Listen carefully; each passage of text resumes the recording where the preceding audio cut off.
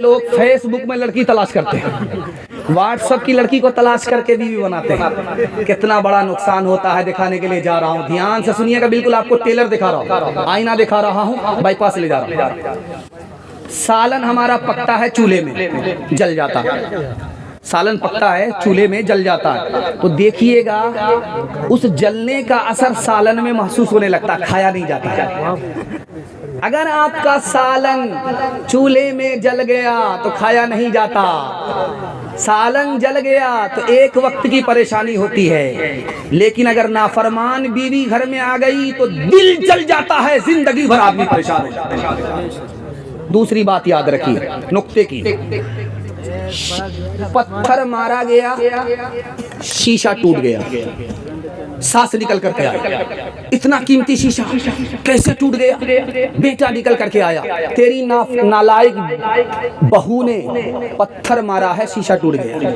तो बहू निकल करके आई, कसूर तुम्हारा है, इल्जाम मेरे सर पर दे रहे हो, मैंने शीशे पर पत्थर नहीं मारा था, पत्थर तुम्हारे ऊपर जलाया था, तुम पत्थर खा जाते शीशा बच जाता। तीसरा नमूना आपकी खिदमत में लेकर के आ रहा हूँ। एक आदमी शायर के पास आया, हम शायरी सीखना चाहते हैं। कहा शायरी सीखना बिल्कुल आसान है। कहा कि कैसे, जल्दी जल्दी बताइए। कहा बिल्कुल आसान है, किसी नाफरमान औरत से निकाह कर लो, उसकी नाफरमानी तुमको खुद ब खुद शायर बना देगी। चौथा नमूना आपकी खिदमत में लेकर के आ रहा हूँ, बहुत ध्यान से सुनिएगा। एक आदमी हाथ उठा करके दुआ कर रहा जलसे में, और वो शायर आदमी था, वो किसी को बद्दुआ कर रहा था। बद्दुआ किसी को नहीं कर रहा था, अपनी बीवी को बद्दुआ कर रहा था। तो सारा मजमा उठ करके पूछता रहे, अल्लाह का बंदा कबूलियत की घड़ी है, दुआ दो। बद्दुआ किसको कर रहे हो? कहा कि मैं बीवी को बद्दुआ कर रहा हूँ। कहा क्यों करते हो बद्दुआ? कहा दो वजह से, मेरी बीवी की जबान इस तरह चलती है जैसे कैंची चलती है, कलेजा काट देती है, इसलिए बद्दुआ करता है। उसका जो गुस्सा है वो बिच्छू की तरह हमको डसता है, इसलिए उसको बद्दुआ करता हूँ। पांचवें नमूने को जरा ध्यान से सुनिएगा। शौहर अपनी बीवी को प्राइवेट में बुला करके कहता है कि देखो राज सुनो, जब मैं मर जाऊं तो तुम कुंवारी मत रहना, बेवा मत रहना, निकाह कर लेना। कहा कोई ना कोई दाल में जरूर काला है, क्यों मुझको कह रहे हो दूसरी शादी करने के लिए? जरूर दाल में काला है।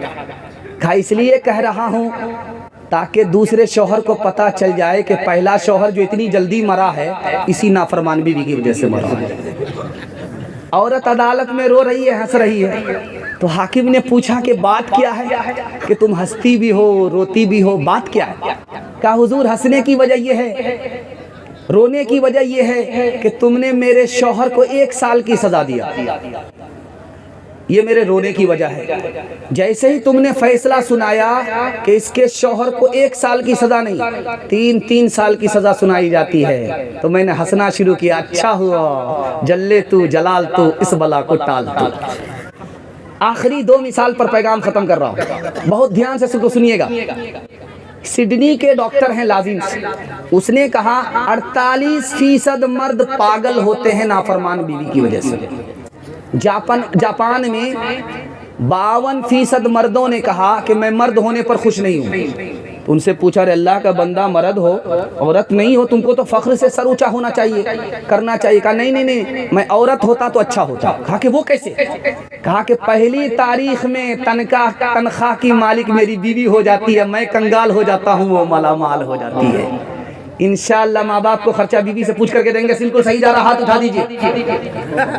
मर्द हाकिम था कभी औरत पे, लेकिन आजकल बीवी घर की मालिका है और मियाँ मजदूर है। कोई इस दौर में है मौलवी, कोई मिनिस्टर है, कोई बीवी का शौहर है, कोई बीवी का नौकर है, कोई बीवी का शौहर है, कोई बीवी का नौकर है। हुए मातहत के